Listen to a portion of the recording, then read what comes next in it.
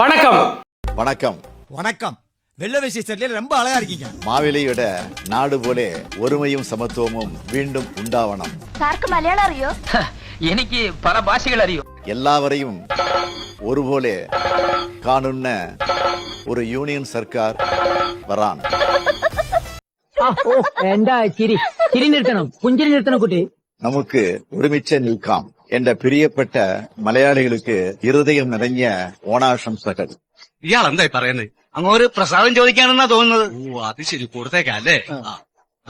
என்ற கேரளத்து என் தாத்தாவோட சங்க உறுப்பினருக்கும் என் ஹிருதயம் நிறைந்த ஓணம் நல்வாழ்த்துக்கள். என் ஜீவிதத்தில் கண்டில இத்தனை ஒரு நல்ல மனசுள்ள அத்தனை கேரளத்து பெண்குட்டிகளுக்கும் பையங்கிலிகளுக்கும் கேரளத்து தோஸ்துகளுக்கும் ஓணம் நல்வாழ்த்துக்கள். தமிழக அரசியல் வரலாற்றையே முதல் முறையாக தொடர்ந்து 10 மணி நேரம் சட்டசபை நடந்திருக்கிறது நேற்று அப்படிங்கிறத பாக்குறோம். காலையில 9:30 ஆரம்பிச்சது நைட்டு 7:13 வரைக்கும் அது நடந்திருக்குது. உண்மையிலே பாக்குறோம், நம்ம எல்லாம் வந்து ஸ்கூல் படிக்கிற நேரத்துல பீரியட் டைம் வந்துச்சுன்னா நம்ம அந்த ஸ்கூல் பீரியட்ல மேத்ஸு, சோசியலு, சயின்ஸ் எல்லாம் வந்து ஒரு 45 நிமிஷம் அதிகபட்சமாக பையன்ல அதுலேயே நமக்கு வந்து மூலம் தலைக்கேறி முதுகெலுவிலேயே வந்துடும். அந்த அளவுக்கு ஒரே இருக்கும், ஒரே வெட்டிக்கிட்டு இருப்பான்னு வச்சுக்கலேன், தூக்கம்லாம் வரும். ஆனால் பரவாயில்ல, நேற்று வந்து எல்லாரும் ஒரு 10 மணி நேரம் தாக்கு பிடிச்சி உட்காந்துருக்குறாங்க. வெளியில் போயிட்டு தம்மமாக போட்டு வருவாங்கன்னு தெரியும் வச்சுக்கலாம். இருந்தாலும் அது வந்து உண்மையிலேயே அது வாழ்த்துக்களுக்கு உரியது. இதில் என்ன பார்க்குறோம்னா, நம்ம அனிதா பிள்ளை பார்த்தீங்கன்னா பாவமாக இருக்குது. என்ன வேலை வெட்டிலாம் பார்த்துட்டு வந்து டயர்டாக உட்காந்து ஒன்று திங்குது இல்லை தூங்குது. மாநகராட்சி எடுத்து சாலைகளை, அந்த ஆறுகளை தூர்வாருகிற நிலையும் நாங்கள் எடுத்திருக்கிறோம் என்பதை தெரிவித்து,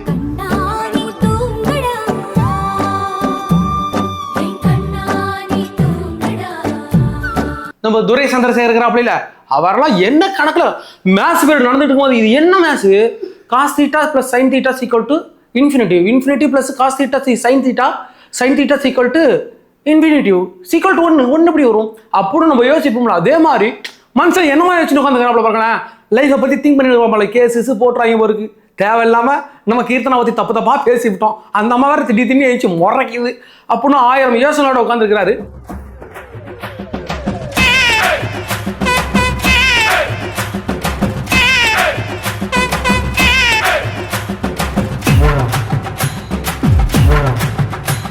இந்த நேரத்தில் பாராட்ட வேண்டியது வந்து நம்மளுடைய ஜேசிடி பிரபாகரன் அவர்கள் வந்து பாராட்டணும்.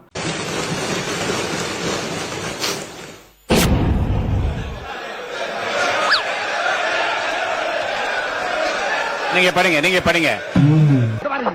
தேங்காய குண்டி அடிச்சேன்னு வச்சுக்க, அப்புறம் எடுக்கலாம், உட்காருங்க.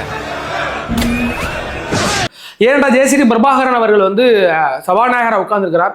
எந்த ஒரு பாதகமும் இல்லாமல் 2 கட்சியிலையும் நீங்களும் தவறு செய்றீங்க, நீங்களுமே தவறு செய்றீங்க. 2 கட்சியை பற்றியும் தவறுகளை சுட்டி காமிக்கிறது. இது எத்தனையோ காலகட்டங்களில் சபாநாயகர்லாம் இருந்துக்கிறாங்களேன், அவருக்குலாம் ஒரு வரலாறு இருக்குது, அவங்களுக்குன்னு ஒரு ரெக்கார்டு இருக்குன்னு வைங்களேன். ஆனால் ஜேசிடி பிரபாகரன் அவர்களுக்கான ஒரு ரெக்கார்டு அப்படிங்கிறது அழிக்க முடியாததாக இருக்கும். ஏன்டா தலைவர் அவர்கள் தான் நியமிக்கிறார். நியமிக்குமே சொல்லியிருப்பார்ல, நீங்கள் வந்து யாருக்கும் எந்த ஒரு ஒரு பயாஸ்டா இல்லாம நேர்மையா நடக்கும்னு சொல்லியிருப்பார். அதே மாதிரி இன்னைக்கு நடந்துகிட்டு இருக்காரு. இதுக்கு தலைவர் விஜய் அவர்கள் தான் இதற்கு மிக முக்கிய காரணம். ஏன்கிட்ட போனால அப்பா இருந்தாப்பால கொட்டம்பூச்சா உட்காரானியா அப்படிதான் பேசுவாப்ல. அவர் திருநெல்வேலி ஆளுன்னு வச்சுக்கலாம், ஆளு மாதிரியே பேசுவாப்ல. ஆனா பேசுறதெல்லாம் திமுக எதிர்த்து யாராச்சும் பேசினா உட்கார சொல்லிடுவாரு. ஆனா நம்ம ஜேசிடி பிரபாகரன் உண்மையிலே அப்படி கிடையாது. நேற்று நடந்த அந்த சட்டசபையில வந்து அராஜகம், ரவுடித்தனம், திமுகனா எப்படிப்பட்டவங்க அப்படிங்கறதெல்லாம் ஓரளவுக்கு நம்ம பார்த்துருப்போம், கணிச்சு. இன்னைக்கு நேற்றுக்கானது ஒரு எக்ஸாம்பிள். அப்படிதான் நடந்துக்கிடுவானுங்க. எதுக்கு அடுத்தாலும் சண்டை வர்றாங்க. நம்ம பூண்டி கலைவாணன் இருக்கிறா அப்படி இல்லை, திருவாரூர் யோப்பா நீ வா எங்க வா, நேரா போறாப்புல அங்க போறாப்புல, இங்க பாரு நீ என்ன பத்தி பேசாத, இங்க பாரு எனக்கு கை நடுக்கிட்டு இருக்கு, எனக்கு பிபி ஓவரா இருக்கு. ஒரு நிமிஷம் வீட்டுல போயிட்டு வந்துட்டேன். ஏன் தெரியுங்களா? காலில் சுகர் மாத்திரை போடல, கை கால்லாம் நடுங்குது, போட்டு வந்துட்டேன். பிபி அந்த பண்ணி விட்டி மாதிரி எப்ப பார்த்தாலும் கத்திக்கிறாப்புல, சீன் போடுறாப்புல. ஆமா, அதாவது கொஞ்ச நாளைக்கு முன்னாடி இப்போ வந்து திமுகவில் ஒரு கூட்டம் நடந்துச்சு. திமுக எம்எல்ஏக்கள் யாருமே வந்து எதிர்த்து கேள்வி கேட்க மாட்டேங்கிறீங்க அப்படி இப்படின்னு நம்மளுடைய துரைமுருகன்லாம் வந்து சவுண்டு போட்டு போனாப்புல, மாமா மச்சான் பேசிக்கிட்டு இருக்கிறீங்க, அங்கே போயிட்டு ஒழுங்கா பேசுங்க அப்படின்னு. அதனால நான் பர்ஃபார்மன்ஸ் பண்றேன். நேற்று என்ன பர்ஃபார்மன்ஸ் பண்றாங்கிறீங்க? சத்தியம் சொல்ற, இப்ப நீ சத்தியம் பண்ணணும் அவ்வளவுதானே. நீ உத்தமனா இருந்தா, உன் வாக்கு சுத்தமானதா இருந்தா, உன் முண்டாடி தவிர வேற எந்த பொம்பளையும் தொடர்ந்து சொல்லி இந்த துண்டை தாண்டி சத்தியம் பண்ணியா பாப்பா. என்ன யோசிக்கிற? நீ மட்டும் இல்ல, இங்க இருக்கிற எந்த ஆம்பளையாலும் தாண்ட முடியாது. நானே தாண்ட முடியாது. என்ன சக்கரை தாண்டியா? சக்கரையே சகா வாங்குறத பாரு. ஏழரை மூக்கன் சொன்ன மாதிரி இவர் கொடிக்குளம் வச்சே வச்சிருந்திருக்காருப்பா. ஏப்பா ஓ மகளை கூட தான் எனக்கு தெரியும். அப்ப அந்த பிள்ளைய நான் வச்சிருக்கேன்னு சொன்னா நீ ஒத்துக்குருவியா? டேய் பிக்காலி பட பார்த்து பேசுறா, பல்லக்கெல்லாம் கழட்டி போடுவேன். போயா பொக்கவாயா? யார பாத்துல போக்கோ ஒன்னட்ட அந்த வந்துருச்சுடா. இவனுங்களுக்கு போய் பஞ்சாயத்து பண்ணி தீர்ப்பு சொல்ல வந்த மாதிரி. சை இவர் போயிட்டாருந்தா அந்த சுப்ரீம் கோர்ட் வழக்கு தீர்ப்பு சொல்ல முடியாது. நம்முடைய ஏவா வேலை சொல்றாப்புல அம்மையார் காலத்துல எல்லாம் நான் என்ன பிரச்சனை தான் 4 மணிக்கு பெல் அடிச்சாலும் வீட்டு விடுவாங்க. எனக்கு பத்திலாம் கவலையே கிடையாது. எனக்கு 4 மணிக்கு வீட்டுக்கு போயிடுவேன். ஆனா இப்ப பாருங்க மணி 7 மணி ஆகுது, இன்னைக்கு வரையும் உட்காந்துக்கிறோம். அது என்ன காரணம்னா நீங்க எப்படி பர்ஃபார்மன்ஸ் பண்றீங்கன்னு நான் பார்க்கணும். என் அம்மா காலத்துல உட்காந்து பார்க்க வேண்டியது என்ன பர்ஃபார்மன்ஸ் பண்ணாங்கன்னு பார்க்க வேண்டியதுன்னு. நான் அந்த நேரத்தை வந்து காலையில் 9:30 மணிக்கு சட்டசபை ஆரம்பிக்கிறோம். நேற்று தினம் கூட பார்த்தா 6:10க்கு விடுறீங்க. நாங்கள்லாம் வந்து பொறுப்பாக இங்கே உட்காந்து கொண்டு இருக்கிறோம். எங்கள் எதிர்கட்சியில் இருந்தவங்கெல்லாம் தெரியும். நாங்கள் போன முறைலாம் பார்த்தீங்கன்னா அம்மையார் இருக்கிற பொழுது 4 மணி ஆச்சுன்னு சொன்னால் நாங்கள் மொத்த பேரும் புறப்பட்டு போயிடுவோம். ஏதோ ஒரு பிரச்சனைகள் அன்றைக்கி இருக்கும். அப்படிலாம் கூட இல்லை. இப்போல்லாம் சட்டசபை நீங்களாம் இளைஞர் வந்திருக்கிறீங்க. நாங்கள் நீங்க எப்படி பேசுகிறீங்க, அமைச்சர்கள் எப்படி கடமையாற்றுக்கான்னு பார்க்கணும். உட்காந்து கொண்டு தான் இருக்கிறோம். நாங்கள் இன்னும் போயிடல. பயம் நீ தான் இப்போ விட்டுட்டு 4 மணிக்கெல்லாம் ஓடுனீங்கன்னா கிழிச்சு விட்டுருவாங்க. அந்த பயத்தில் உட்காந்துக்கிறாப்புல. அப்படி சட்டசபையில் நேற்றுக்கு அப்படி என்னென்ன விவாதங்கள் நடந்துச்சு, யார் யாரெல்லாம் எக்ஸ்போஸ் ஆனா அப்படிங்கிறத விரிவாக பார்க்கலாம். வாங்க வீடியோ குழப்பலாம். நான் உங்கள் யங் தாத்தா.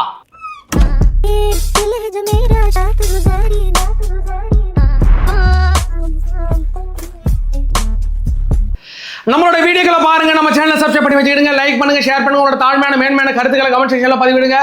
யங் தாத்தாவுடைய சங்க உறுப்பினர் ஆவதற்காகனாலும் சப்ஸ்கிரைப் பண்ணி வச்சிருங்களேன். அதில் எதுவும் பிரச்சனை உங்களுக்கு கீழே ஒரே ஒரு சேவ் பட்டன் இருக்கும், அதை அமைக்க விடுங்க.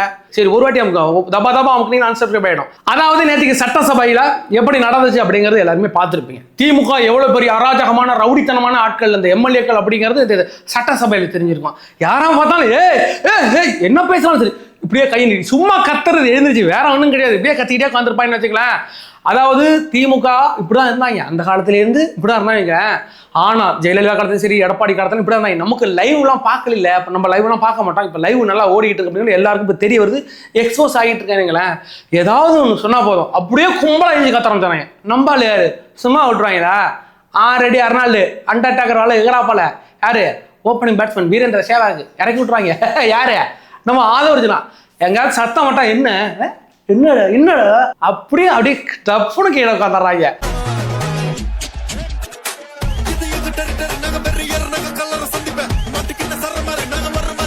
அடி ஷாட்டு வேற லெவல்ல 10 பால் தான் 10 பால்ல 6 6 அடிச்சுட்டு டக்குனு உட்காந்து நான் டயர்டா இருக்கிறேன் அடுத்து இறக்கி விடுங்க. யாரு நம்ம சச்சின் டெண்டுல்கர் கராப்பல, யாரு சிடிஆர் நெருமங்கர். சிடிஆர் அப்படியே எதிர்பார்ப்பல.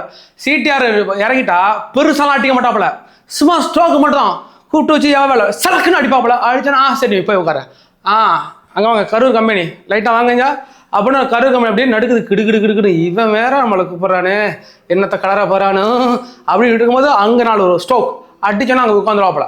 அப்ப இதெல்லாம் கடந்த காலங்களில் தொடங்கப்பட்ட திட்டங்கள். நீங்க எதையும் தொடங்கலன்னு பொத்தாம் பொதுவா சொல்வதை விட்டுவிட்டு என்னென்ன கூடுதலாக நாம் எடுத்துக்கொள்ள வேண்டும் என்பதை கவனத்திலே இந்த அரசு கொள்ள வேண்டும். கடந்த ஆட்சியில் அறிவிப்புகள் மட்டும்தான் செஞ்சிருக்காங்க, எதையும் செயல்படுத்தவில்லை. 90,000 டிரான்ஸ்பார்மர் வாங்கியதாக சொல்லியிருக்கிறார். அதில் 44,000 டிரான்ஸ்பார்மர் வாங்கியதற்கான சிபிஐ வழக்கு பதிவு செய்துள்ளது. அதுக்கு பேர் இறக்கி விட்டுறாங்க. விராட் கோலி இருக்கிறாப்பல, யாரு நம்ம ராஜ்மோகன் நினைச்ச எல்லாரும் பயப்படுறாங்க. ஆளு சட்டை பட்டணம் கட்டி விட்டாப்பலையா, சட்டை வீடியோ போட்டுக்கிறாப்பல. இது நான் இதுவா ரவுடி மாதிரி நீங்க பிஹேவ் பண்றீங்க. சட்டமன்றம் என்ன சட்டமன்றத்துக்கு உங்களுக்கு என்ன சம்பந்தம்? நாம் தமிழர் கட்சிக்கு சட்டமன்றத்துக்கு உங்களுக்கு எந்த சம்பந்தமும் இல்லை. நாங்க அங்க சட்டையை கைட்டு போட்டு கூட விவாதம் பண்ணிட்டு இருப்போம். அதை கேட்க நாம் தமிழர் கட்சிக்கு என்னடா உரிமை இருக்குது? பூண்டி கலைவாணன் அங்க இருந்து நடுகிறதுல இருந்து அடிக்கிறதுக்கு வராரு. இந்த உருட்டல் மிரட்டல்களாம் பதிப்படக்கூடிய கட்சி தமிழக வெற்றி கழகம் அல்ல. இருந்த வேலை எங்ககிட்ட நடக்காது. உட்காருங்க உட்காருங்க உட்காருங்க.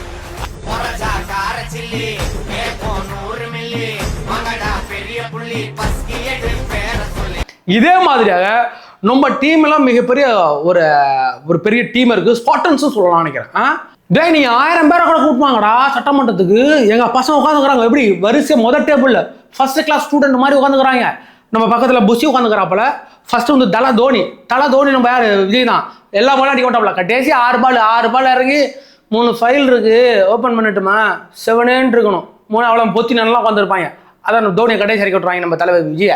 பக்கத்தில் உட்காந்து நம்ம புஷியானந்த் உட்காந்துக்கிறாப்பால, புஷியானந்துக்கு பக்கத்தில் நம்மளுடைய அவை முன்னவர் உட்காந்து பார்ப்பல, யாரு சேங்ஸ்பூர் உட்காந்து பார்ப்பல, அதுக்கு பக்கத்தில் நம்மளுடைய அருண்ராஜ் ஐஆர்எஸ், அதுக்கு பேர் ஆதவர்ஜுனா, அதுக்கு ஒரு சிடிஆர், அதுக்கு ஒரு ராஜ்மோகன். இதை கடந்து வர்றதுக்குள்ள இவங்க மூஞ்ச பார்த்துட்டு அப்பா சும்மா அப்படியே கும்பலாக எழுந்திக்கிறாங்கப்பா. அப்படி என்னடா அப்படின்ட்டு அப்படி படம் எழுந்திக்கிறாங்கல்ல, அவங்க டப்புன்னு கம்மன் உட்காராங்க.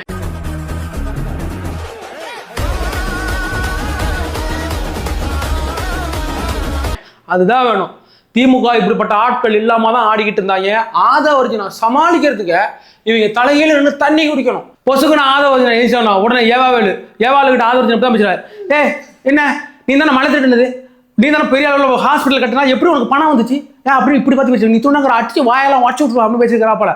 உடனே ஏவாவேலு ஆதாரத்தை காட்டுங்க, ஆதாரத்தை கொடுத்தீங்களா, ஏன் அப்படி பேசுவீங்க, என்ன மிரட்டீங்களா, நீங்க என்ன மிரட்டி பார்க்குறீங்களா, ஓப்பனா சொல்லுங்க, யாருன்னு சொல்லுங்க, 19 சொல்றீங்க எல்லாரும் அப்படின்னு இப்படி பார்த்து பேசிட்டு இருக்கிறாப்ப. ஆதரிச்சு பாவண்டா திமுக எம்எல்ஏகளா ஒரு காலத்துல மேல கோவஞ்சி பாவமா இருக்கு. உனக்கு கேட்டப்பட்டாப்பல மழை முழுங்கி மகாதவன் இன்னைக்கு வந்து அரசியல்ல யார் யாரெல்லாம் சொத்து பத்தோட பெருசா இருக்கிறா, பங்களா கட்டிருக்கிறாங்க, பல கல்குவாரிகளுக்கு சொந்தமா இருக்கிறாங்க. அவங்க யாரும் கேட்டா கல்குவாரியில மலைகளை முழுங்கினீங்க, எப்ப கேட்டாலும் ஆதாரம் கொடுன்னு. ஆதாரம் மக்கள்கிட்ட இருக்கு. என்ன இருக்கு, எந்தெந்த அரசியலுக்கு வந்ததுக்கு பிறகு பெரிய பெரிய வீடு வச்சிருக்கிறான், பெரிய பெரிய ஹாஸ்பிட்டல் கட்டி வச்சிருக்கிறான். ஹாஸ்பிட்டலுக்கு நம்ம ஏவாவடுக்கு கிடுக்கிட்டு நம்மளை தாண்டா சொல்றான், நேரம் சொல்லி தொலையா எதுக்காக உட்காந்துக்கிறான் அப்படிங்கிற மாதிரி தான் பார்க்குறாப்புல. சொல்லிட்டே இருக்கும்போது ஒரு ஆதாரத்தை போட்டு விட்டாப்புல யாரு, நம்முடைய பிரபு. அப்படி இத்தனை வருஷங்கள்ல எத்தனை மலைகள் காணாம போயிருக்கிறது, அந்த மலைகள்லாம் எங்க போனச்சு, எவன் வீட்டில் பணமா மாறி இருக்கு அப்படிங்கிறத அழகா இந்த மலைங்க ஒரு பேப்பர் எடுத்தா இந்த பாருங்க, இந்த மலை மேலே உள்ள மலை முன்னாள், இது பின்னால். 1998-97 காலங்கள்லேருந்து இவனுங்க இந்த 2 திராவிட கட்சியிலும் எவ்வளவு திருடி தின்னாங்கிற மேட்டரை ஓப்பனாக போட்டு உடச்சுட்டப்ப உண்மையிலே அந்த கனிம வளத்துறை அமைச்சராக இருக்கக்கூடிய பிரபு எவ்வளோ ஹார்ட் ஒர்க் பண்ணிட்டு இருக்காரு அப்படிங்கிறது இது ஒரு எக்ஸாம்பிள். அப்போ இத்தனை மலைகள் இருந்துச்சுல்ல, இந்த மலைகள் எல்லாம் தமிழ்நாட்டின் சொத்துக்களாக நம்மளுடைய 100 ஆண்டுகள் 1000 ஆண்டுகளுக்கு பிறகும் நம்ம சந்ததிக்காக விட்டுட்டு போகிறது, சொத்து பத்தை விட்டுட்டு போகிறது கிடையாது. நல்ல இடத்த நல்ல நிலத்தை விட்டுட்டு போங்க, நல்ல மலைகளை விட்டுட்டு போங்க, இயற்கைகளை விட்டுட்டு போங்கன்னு சொன்னோம்.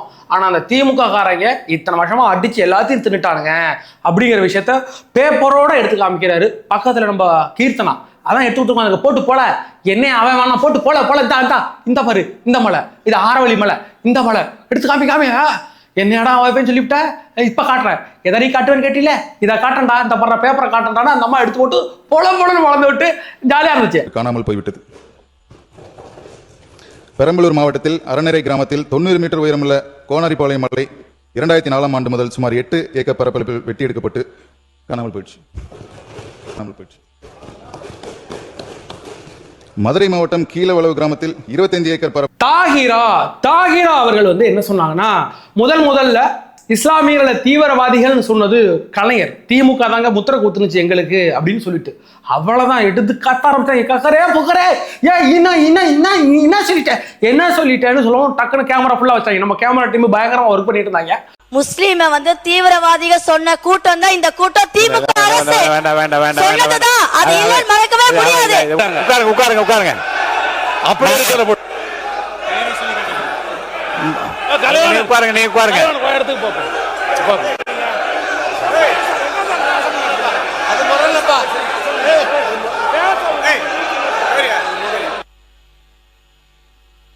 உட்காருங்க நீ உட்காருங்க, நான் பேசுறேன். உட்காருங்க நான் பேசுறேன். உட்காருங்க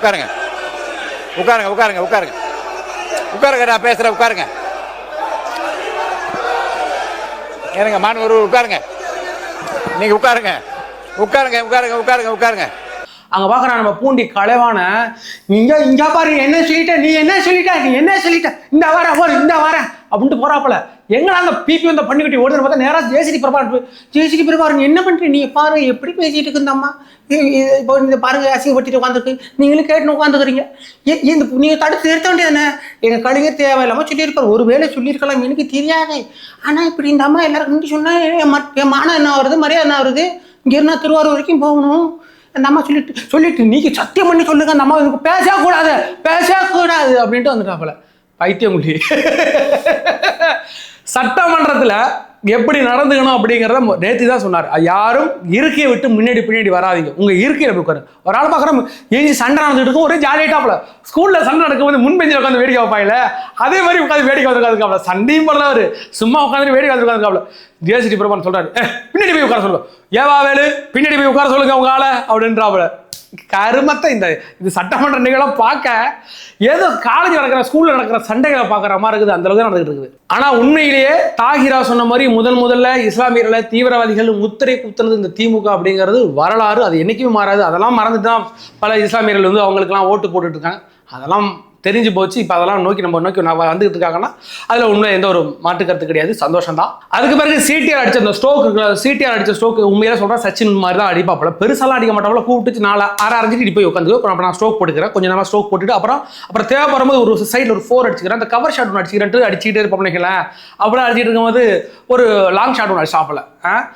கவலைப்பட்டு இங்க கதறுபவர்கள் அனைவரும் பாத்தீங்கன்னா ஒண்ணு ஜி ஸ்கோர் மாப்பிளைக்காக இருக்கட்டும், இல்லைன்னா அதுல கருப்பு பணத்தை கொண்டு போய் முதலீடு செய்தவர்களா இருக்கட்டும், வேற யாருக்காகவும் இருக்காது.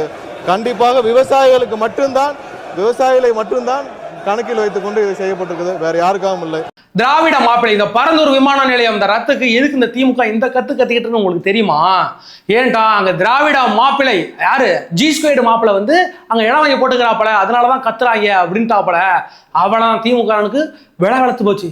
ஐயோ என்னடா இந்த அடி அடிக்கிறீங்க, ஏதோ ஒரு அடி 2 அடினா தாங்கலாம், நாங்களே எழுந்துச்சு சண்டை போடுறேன், நாங்க 59 பேர் எழுந்துச்சு, அவங்க 106 பேர் எழுந்திக்கிறேன். கும்பலுக்கு என்னடா சொன்ன அப்படின்னு எழுந்திட்டோன்னே எல்லாம் பயந்துடா. ஆதவரிச்சு மறைக்கிற மாதிரியா பார்த்தால எல்லாரும் பயப்படுற ஒரே ஆள் ஆதவரிச்சு நாங்க மட்டும்தான். மற்றவங்க கூட நான் ஃபேஸ் பண்ணிடுறேன், ஆதவரிச்சு நான் என்னால் ஃபேஸ் பண்ண முடியலடா. எல்லாத்துக்கும் பஸ்ன்னு எழுதிச்சாராப்ல. ஓப்பனிங் விருந்தசாவுக்கு நீ வாங்க, ஓப்பனிங் நீ வாங்க அப்படின்னு அந்த ஆள் 8 ஸ்கொயர் ஷாட் அடிச்சுங்கிறாப்பல, 6 அடிச்சுங்கிறாப்பல. எல்லாருக்கும் டர் ஆயிடுச்சு.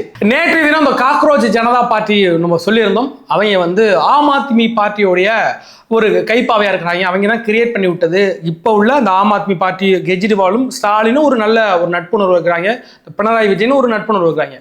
நேற்றுக்கு வந்து ஒரு கேள்வி ஒன்று கேட்டிருந்தாங்க அந்த அபிஜித் அவர்கிட்ட. அவர் வந்து நல்ல சிஎம் யாரு அப்படின்னு கேட்குறாங்க. நல்ல சிஎம் யாருன்னா தமிழ்நாட்டுக்கு யாரு? ஸ்டாலின் தாங்க. பொருளாதார வளர்ச்சியில் தமிழ்நாடே உயர்த்தினவருங்க. சரி, கேரளாவுக்கு யாரு? கேரளாவுக்கு பினராயி விஜயங்க. பினராயி விஜயன் தான் கேரளாவை கட்டி காத்தவருங்க. இன்னைக்கு காங்கிரஸ் கையில் போயிட்டு அப்படின்றாரு. அந்த பக்கம் பார்த்தீங்கன்னா டெல்லியில கெஜ்ரிவால் சூப்பரா பண்ணாருங்க. तमिलनाडु के सीएम कौन थे अभी? Stalin, MK Stalin.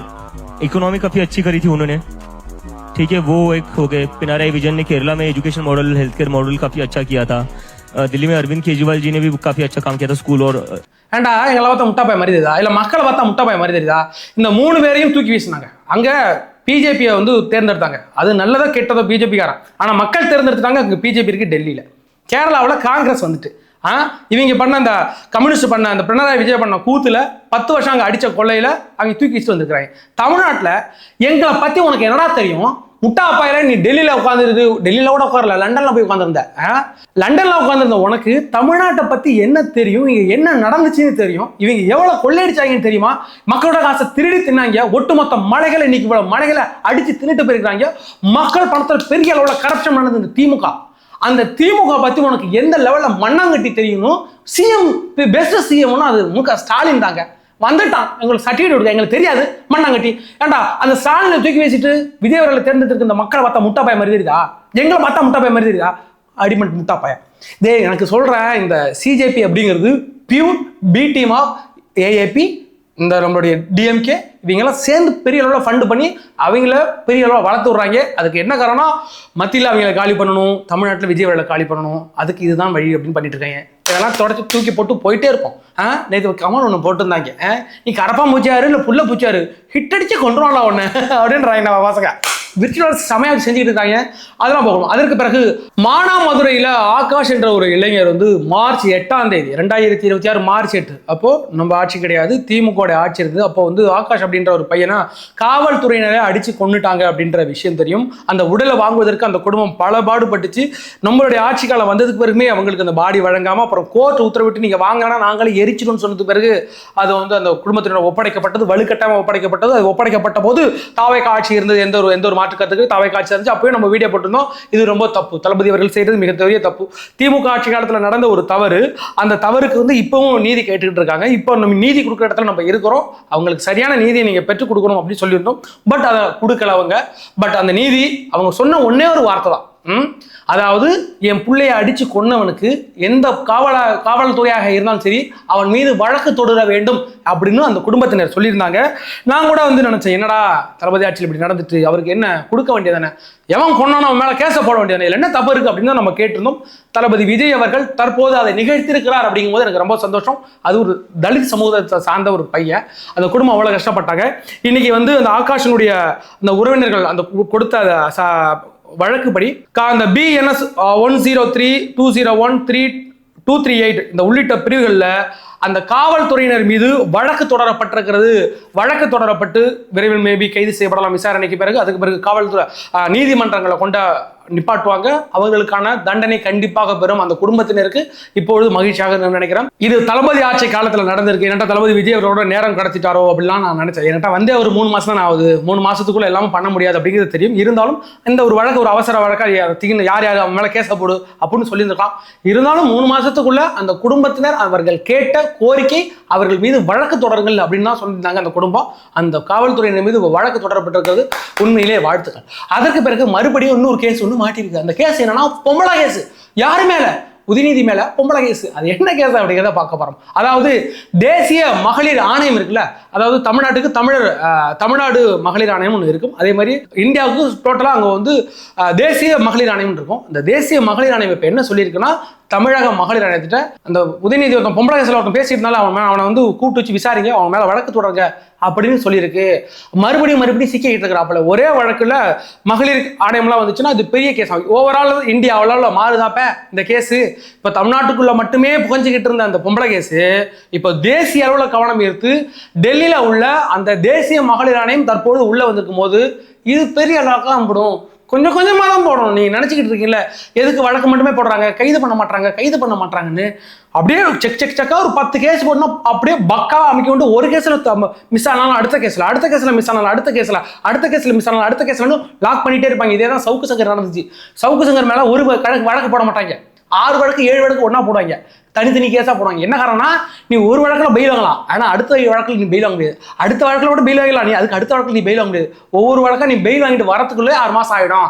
அதே மாதிரியான கேஸ் தான் இதெல்லாம். அதனால எல்லா அமைச்சர்களுக்கும் கொஞ்சம் கொஞ்சமா தான் செக் வைக்க முடியும். அதற்கு பிறகு தற்போது தாவேக்கா அரசு ஒன்று அறிமுகப்படுத்திருக்கிறது, வெற்றி தமிழ்நாடு சூப்பர் செயலி திட்டம். நம்ம ஏற்கனவே சொல்லியிருந்தோம், தலைவர் விஜய் அவர்கள் அதாவது அந்த தேர்தல் காலகட்டங்களை கொடுத்து மிக முக்கியமான வாக்குறுதிகளில் இந்த ஒரு வாக்குறுதி. இன்றைய தினம் அந்த வாக்குறுதி செயல்முறைப்படுத்தப்பட்டிருக்கு. இதற்கு மட்டும் 5 கோடி ரூபாய் செலவு பண்ணி அந்த சூப்பர் செயலி திட்டத்தை அறிமுகப்படுத்தியிருக்கிறாங்க. இதில் என்னன்னா, உங்களுடைய பிறப்பு சான்றிதழ், இறப்பு சான்றிதழ், அது இல்லாமல் நீங்கள் கவர்மெண்ட் சம்பந்தமாக ஒரு அதிகாரிகளை நீங்கள் மீட் பண்ணணும்.